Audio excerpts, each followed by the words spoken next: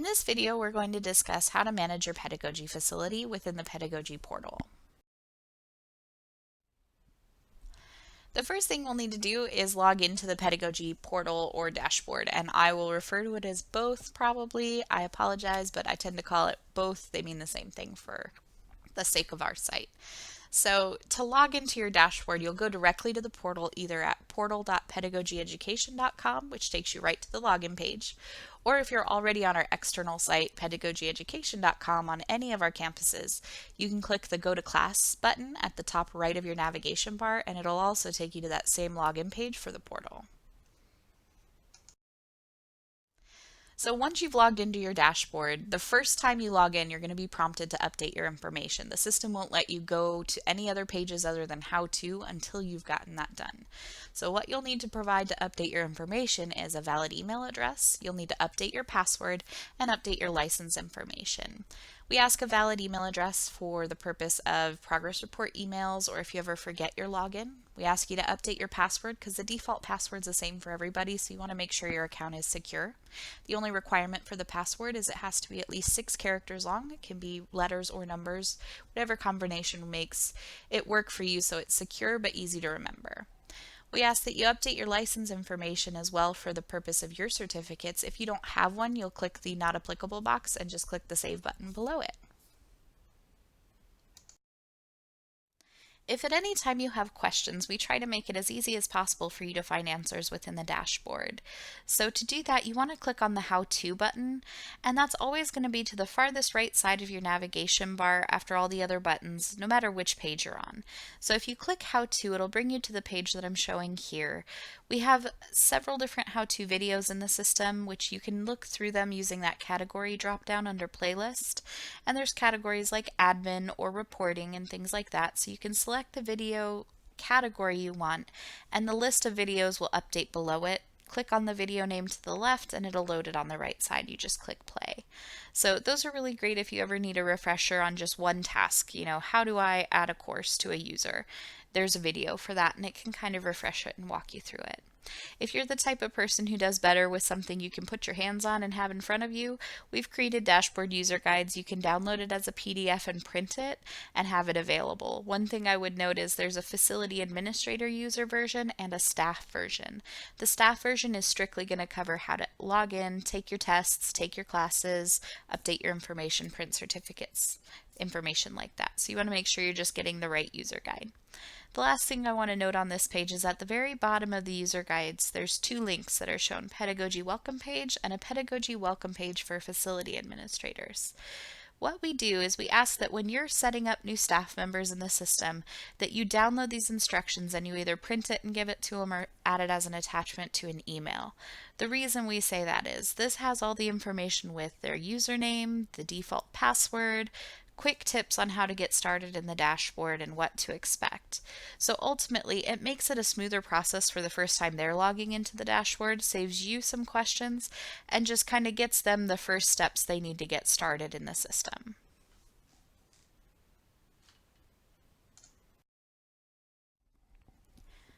So next we'll talk about how to add a staff member. This is probably one of the first things you'll do and one of the most frequent things you'll do as a facility manager, and we try to keep it pretty simple. The one thing I will note is if you have multiple facilities that you manage, some of these steps may look just a little different. The only difference is you want to make sure you're checking which facility you have selected, and that's just at that burgundy bar where mine says Jennifer's test facility. You want to make sure you've selected the correct facility and that it's showing in that place before you start making changes to staff or anything like that.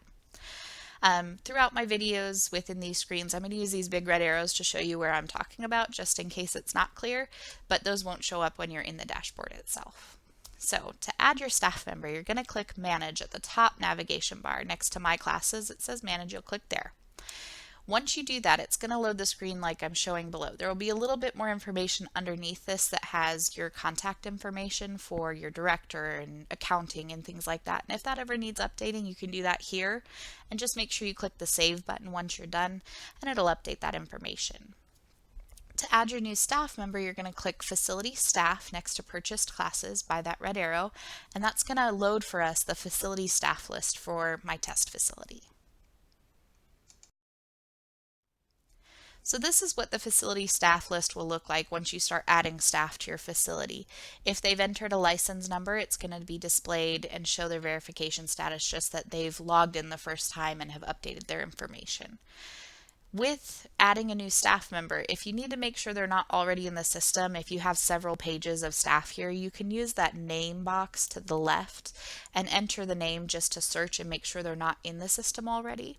But once you're ready and have made sure that they're a new staff member and you need to add them from scratch, you'll click that new facility staff link by the red arrow, and that'll load the new facility staff form for us. So this is our adding a staff member form for new staff, and we try to keep it as simple as possible. There are some fields shown below what I'm displaying here on the page, but you can leave those blank. You just need to fill out the first name and last name for the staff member, and that's it. So to get started, you'll put their first name and last name in the boxes by the first red arrow. You want to leave the enabled box checked because that's going to keep them active in the system, and then you just click the save button. It's going to refresh and show their username to the right, and they're going to be automatically assigned the default password that we give to every new user, and that's just the word password, all lowercase letters. And their username will be their first name dot their last name. So if you're sitting down to enter multiple staff members, you don't have to navigate back through as many screens. You can enter one and then click Save and New, and it's going to refresh with a blank form for a second user. So if I had 10 different nurses I was trying to enter, I could sit down and do one, Save and New, do the next, Save and New, for example. So we try to keep it as simple as possible for you as a facility administrator, and that's why we say that the form fields below with email and things like that, you can leave blank.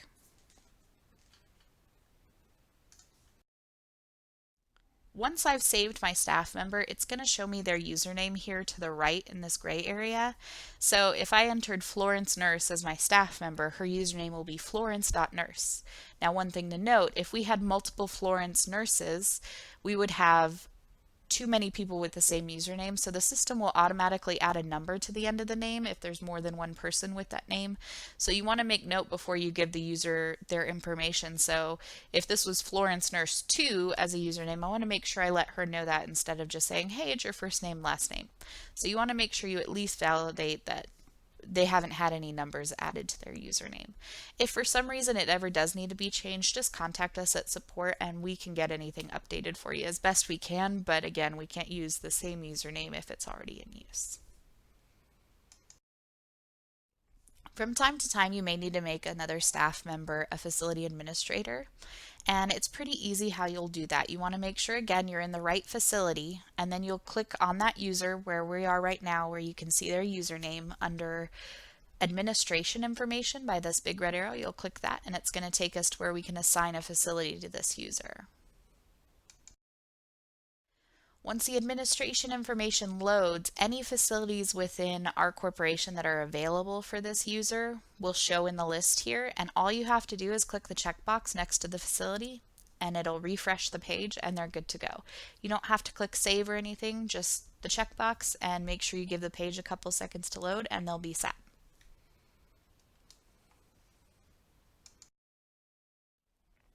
If you ever need to update a staff member's password, it happens from time to time. Sometimes users won't be on for about a year between classes, so they may forget their username and password. You can look up their username in the system and change their password. So you want to click their user student information in the list and make sure you're on that page. That red arrow at the top is showing that I'm on the right tab, and then click the change user password button by the second red arrow, and it's going to load a pop-up screen for us. On this change password pop-up, you can do one of two things. You can say use default password and click save, and it's going to wipe out their old password and just reset it to the default password for the system, which is password, all lowercase. If not, if you want to give it just a unique password so you know that it's been updated for them, you can uncheck the box, type in a password, and type it in again to confirm it, and click save, and it'll do the same thing and assign that password to their account. So it's really up to you what you're more comfortable with, but once you've done that, click save. It's going to pop up a confirmation saying that it's been saved successfully, and then they're all set.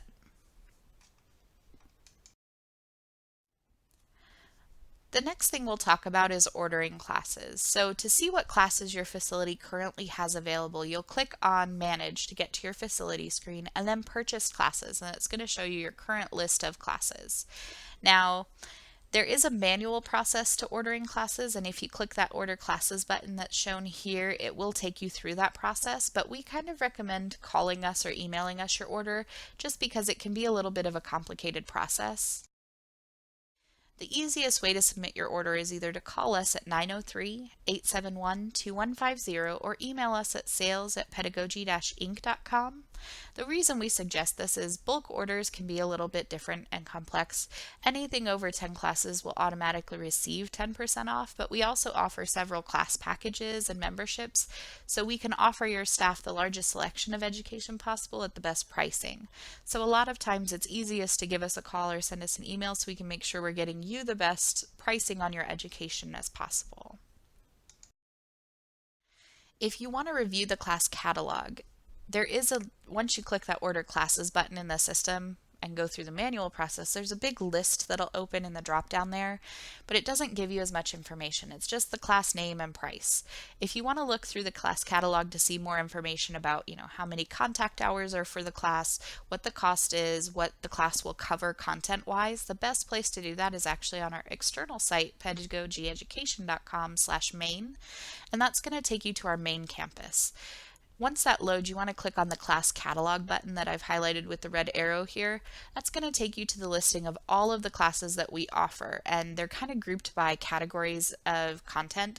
So infusion classes are all together, or in-services are all together, and you can kind of see that list all in one place. To see more about a specific class, you'll click the Learn More button or the name of the class in the list below, and it'll load a page with the details for that class with everything from the accreditation to the author to contact hours to an overview of the content that's in the class.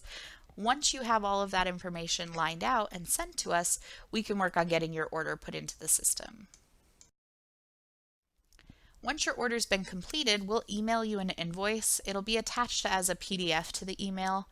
And those invoices can either be paid by mail with a check or with credit card through our online secure payment processing. And to pay it by credit card with the processing system, you want to make sure you click the link that's included with the email. With your invoice, it's going to take you directly to our payment page and load the information for your invoice directly.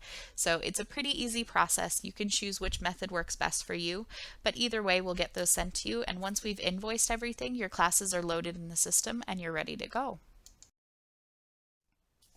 The next thing we'll talk about is how to assign your course once your orders have been completed. So to get to this screen, you want to click Manage at the top. It's going to load your facility and then click Purchase Classes where it's shown in orange in my second navigation bar here. That's going to load this purchase class list. Now, this list may be a little bit odd at first. It may not look exactly like mine because you may not have any classes in progress yet. So the purchase column is basically just showing you this is the total number of classes you've purchased, that number of seats you have available for however many staff members. Unused is your actual total you still have remaining to assign. So if I've assigned 2 classes out of my basics of IV therapy, I only have 1 unused class remaining of my original 3. The not started column is basically showing me any classes that have been assigned to a staff member but not yet started. So if that staff member is assigned but not started and they leave, I can delete that staff member and that class will go back to my purchased and unused bucket.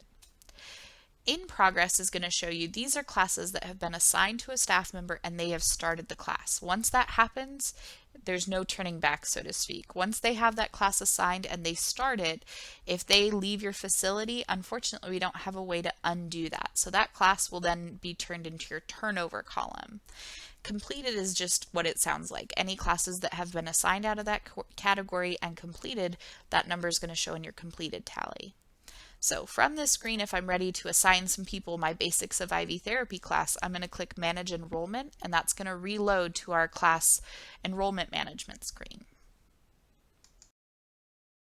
The next thing we'll talk about is our Manage Enrollment screen. So this is what's going to refresh once you click that Manage Enrollment link. And from here, you can add the class to any user that has a red plus mark box on the left under the arrow, and you can remove it from anybody who has a red X. Now, for example, the user at the very bottom where both the plus and X are grayed out, that class is locked. That means the user has started taking it. I can't unassign it and I can't add it to them either. It's pretty much the point of no return, so to speak. So from this page, you'll also have this unused tally up at the top right, and that's going to keep track as you assign your courses how many you still have left from your order to assign. So at this point, I had assigned all of my courses and I'd be ready to leave the screen. On the status block here, you can see where it'll say not assigned or not started, and that kind of corresponds as well with those red X's and pluses on the left.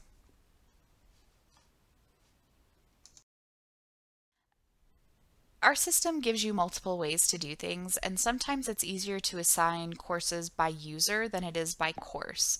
So if I just added one new user and we already had several courses purchased in our facility, it may be easier to just go in on that one user, Florence, and assign her all 6 classes we have available in one screen rather than having to go to each class and assign it to her. So to do that, I would click Manage up at the top to load my facility management screen. Then click on Facility Staff, that's in gold here, and then that's going to show my facility staff list. From here, I can select Florence's profile to assign her different classes. So I'll click her name by the big red arrow to load the next screen. So once the page refreshes, I'm going to be looking at Florence's profile for what courses I have available for our test facility. So from this page, I can verify I'm on her page by seeing her name up at the top left corner of the box. And then any classes I have available for my test facility are going to be showing here. And they're going to display with a red plus sign underneath the red arrow, showing that they're available to be assigned because their status is not assigned. If I needed to remove classes at the same time, I can use that red X box just like I would on the previous assigning course screens. It works the same way. If she had already started it and the status was in progress, that would show as a gray X and I could not remove it from her. So from this screen, if I wanted to add CPR, gamma globulin, healing the healer, and IV antibiotics, all to Florence's profile for her, I would click the plus sign next to each one of those classes. The page will update and the status will then show not started. And it's going to update and show that so I can verify, okay, she's now been assigned to every class I have available in the system and now she's ready to go. Another task that you'll complete from time to time is printing staff certificates. As your staff complete their courses, their certificate is stored in our database and you can access it at any time. The way this will work is the more your staff complete certificates, the more certificates will be loaded to their names. So as I had new staff completing courses, there would be more names shown with staff with certificates here on my test facility. To download certificates, I will check the box next to the staff member's name. So I only have Florence available, so I would check the box by her name. If I had multiple staff members here, I would check multiple names that I needed. Then click the download selected staff certificates. Now, if Florence had completed 3 or 4 different classes, there will be a zip file with 3 or 4 different certificates for her. If I had 4 different staff members, there would be 4 different PDF files with multiple certificates in each.